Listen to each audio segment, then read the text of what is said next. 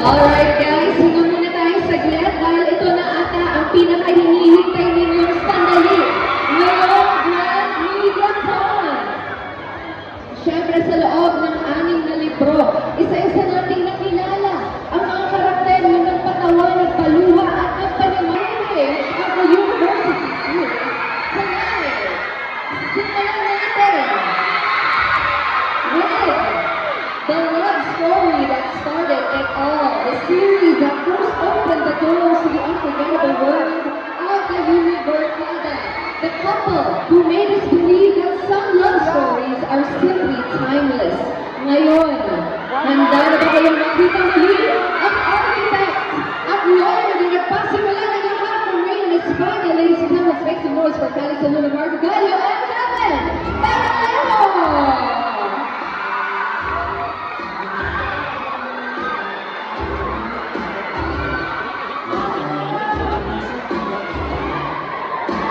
Next up, the couple who made us all believe that love is truly in the air as our favorite pilot and flight attendant from Six Best Ultra as Hero and Yana. Give it up for Krisha Bianche and Jerome Thompson!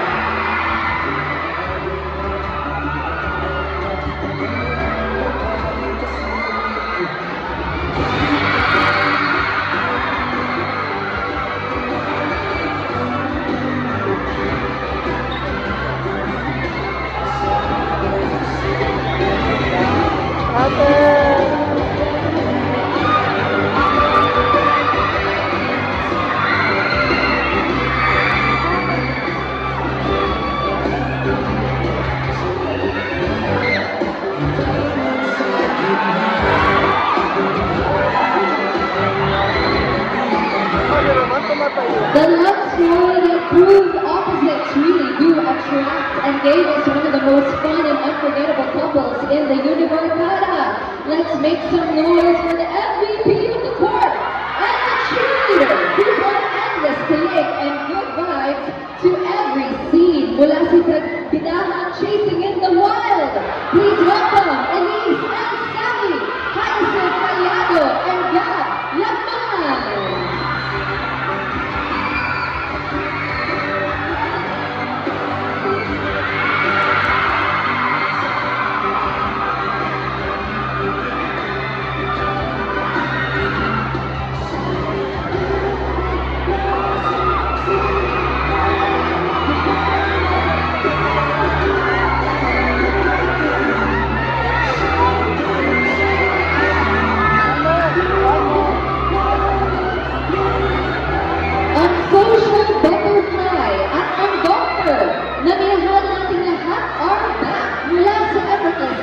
Unforgettable moments at mga eksena nagbigay ng kilig sa ating lahat from Avenues of the Diamond. Please welcome Sam and Clyden, Aubrey Callahan and Lance Paul.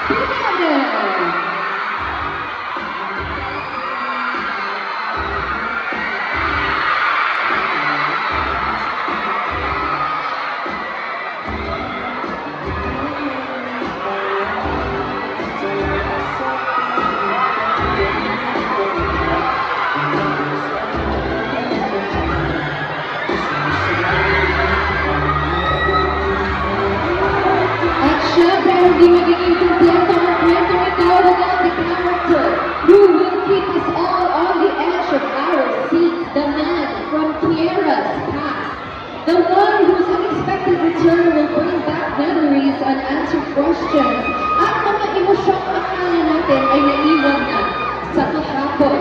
Playing Miguel, let's give a big round of applause to Francis Magundaya!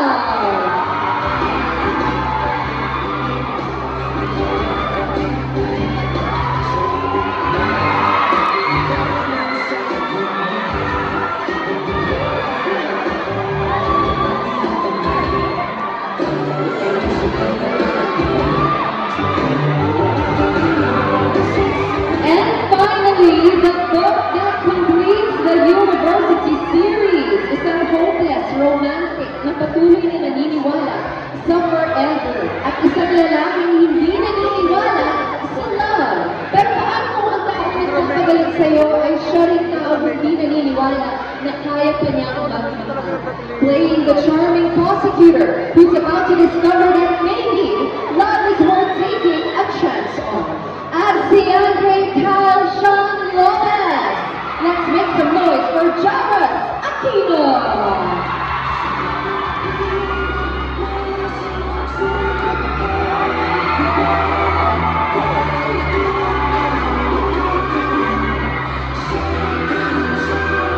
She is the girl who grew up believing in happy endings. Pero minsan, life has a different story to tell. For the longest time, we've known her as the sweet, hopeless romantic of the Univercada, but this time, it's no longer about being the best friend or watching someone else's love story unfold. Because finally, it is her turn to tell her story. Playing Kiela Zayn K. Inares. Let's give a warm and loud welcome to Nicole Omilo!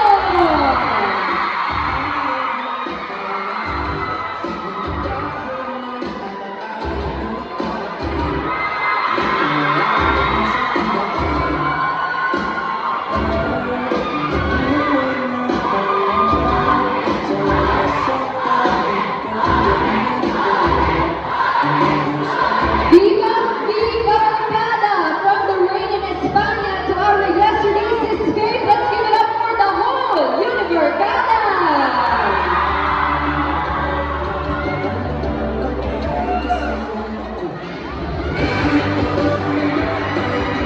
Alright, so let's have a group photo with all of our Univercada, including Miss Boy and the rest Gino.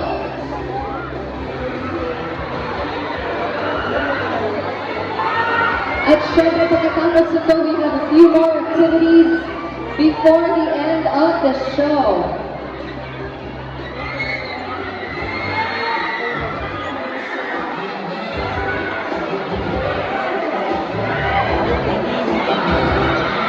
Alright, lahat po, tingin po tayo sa gitna. Para iisa lang tayo ng tingin, mga kaibigan. Okay, ngayon, tingin naman tayo lahat dito, sa kaliwa. Salamat po. At syempre, ang mga nasa kanan naman, tingin tayo para sa kanila. Thank you so much, everybody.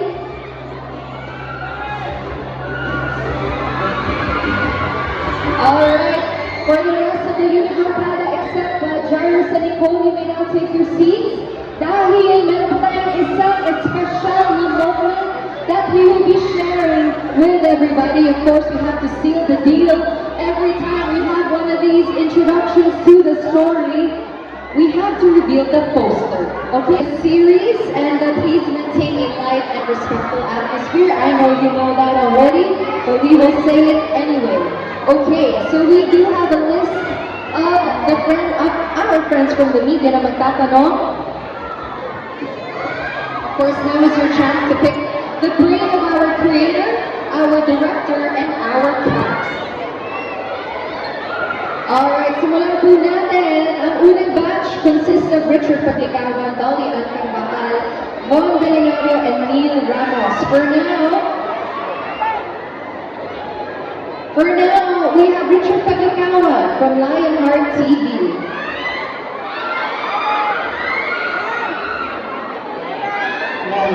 Congratulations sa Marlon School Successful. Yung version ko kay Glenn, since final book na to, ang series na ilang taon yung pinagdaanan nila. So, why? As someone who knows these stories from end to end, and brought this to life over the years, was there something you discovered more about the narrative or the characters to the series?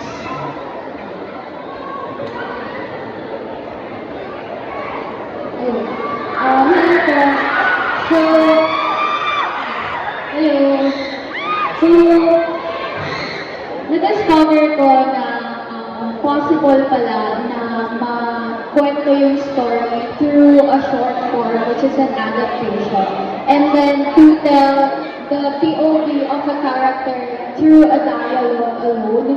So, kasi medyo kapag book, di ba, mahaba, makikita mo yung thoughts ng lahat ng characters.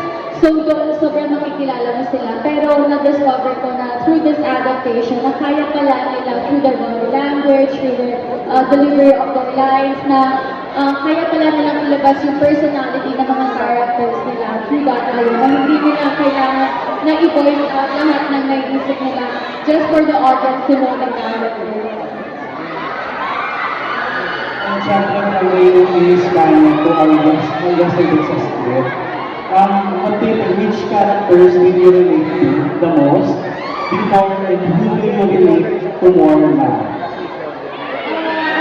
The most, Luna. He's my first baby. He's my first character. My first character from the university series. So, sa kanya ko talaga nilabas lahat ng lahat ng part ng pagkatapos ko. So, I really love Luna. So, she's really the character that I mostly relate to. Thank you, congratulations. Alright, maraming salamat po ngayon from the Philippine Star, Winnie Dolly and Pagbakalay. Hello, Megan. I have a question for you. Kasi this is your third run in the university series. How was it shot and contributed to your growth as a director? With this particular book, it challenged me to showcase something different. Kasi nga, handle ko na yung Safe Skies, Avenues, and now Oye. And this is a darker book. So it's a very interesting topic that is being explored this time. And at the same time, I want to give homage to each and every single book and characters. Parang ito na yung full circle moment. So that was a challenge, but it also parang creative-wise, it was a challenge na excited about ipakita sa mga audience natin for all the readers and all the fans of the book to see something different as well. So, excited na ba kayo guys? Thank you. So hard for it, and we're really excited to show this to you guys in September. Interview niyo po. Hindi. Dito lang. Itapat niyo sa, ano to, Speaker. malapit Get to know them backstage. Ay, lahat ng mga kwento nila, I get Ano, to baka see them pupuri as nyo human ba rin? beings. I see their individual stories. Kasi para may And schedule. wala, yung kakulitan lang nila, guys, they're human beings with emotions, and Kasi they pag, they ano ba dito, they get mawala scared, yung, and ano, kasi mas, ano yun sa malapit. Mas malapit sa siya. Pwede sa series, speaker. sa backstage, yung nakikita ko yung vulnerability nila as people and as actors, and yun yung miss ko, is hearing all their stories and just bonding with them. I think that's it. Alright, maraming salamat po. Ngayon naman tuloy tayo sa Manila Bulletin, Neil Ramos.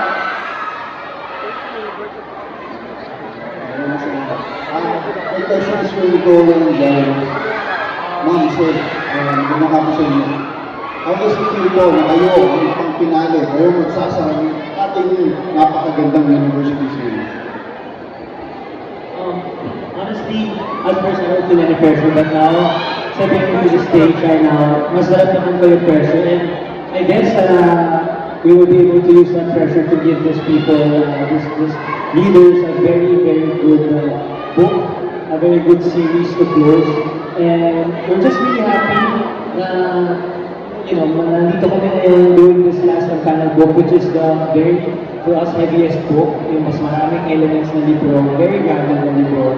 So yeah, tobacco, but at the same time, we're gonna use that as a fuel to do everything, blood, sweat, and tears, everything on the table, gagawin talaga namin lahat. Sabi nga ni Regine, pinaghihirapan namin to, at totoo yun na pinaghihirapan namin to. Sobra talaga, just like last night. So yeah, we'll continue to do our best talaga for you guys. How about you guys?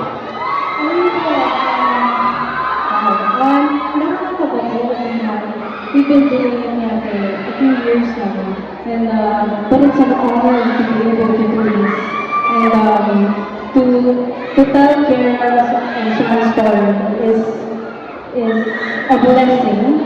And it may be painful, but sobrang nakakatuwa because we get to portray characters or humans that go through these things so that a lot of people can relate and connect. And ayun, nakakaba pero excited. I mean, sa tingin nga panood nila ata yung trailer pero kami hindi pa. So hindi ko pa alam ano nararamdaman ko. Pero ayun po, nakakatuwa. Very, very excited. I-follow up lang, ang marami nagpansin na doon sa Viva Barkada, Monsters, eh masyadong emotional daw kayo, kayong dalawa. May sikreto ba kayo ng hindi namin alam or you do want to share something about that?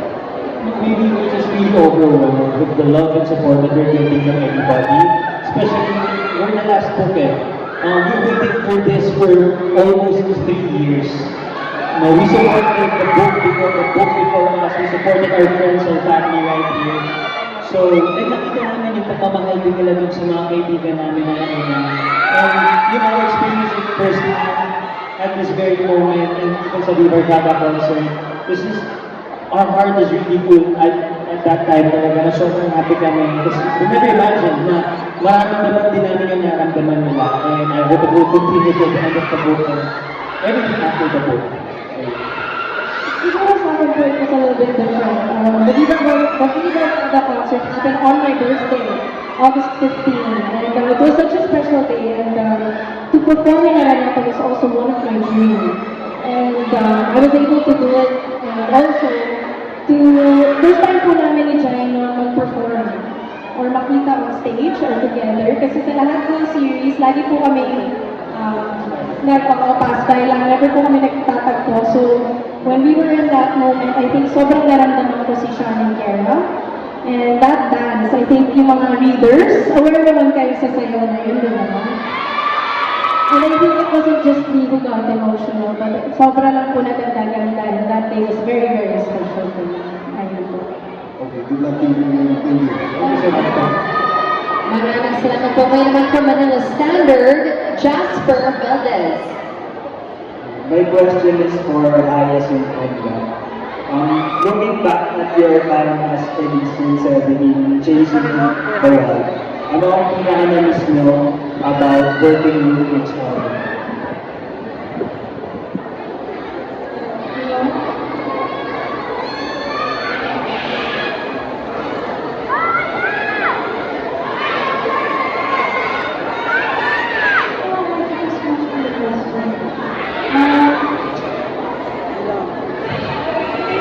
The thing that I miss the most about working with Gab, something that he sees, I really do miss our working dynamic together.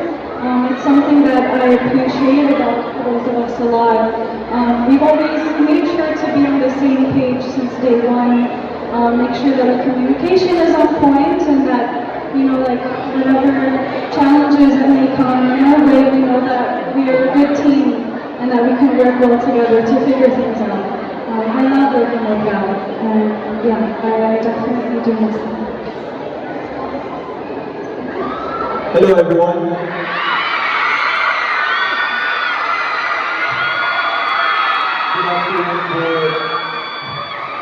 Good afternoon po sa inyo lahat. Maraming salamat po sa pagbigay ng time to be here for the media and for the fans and sa lahat ng efforts nyo.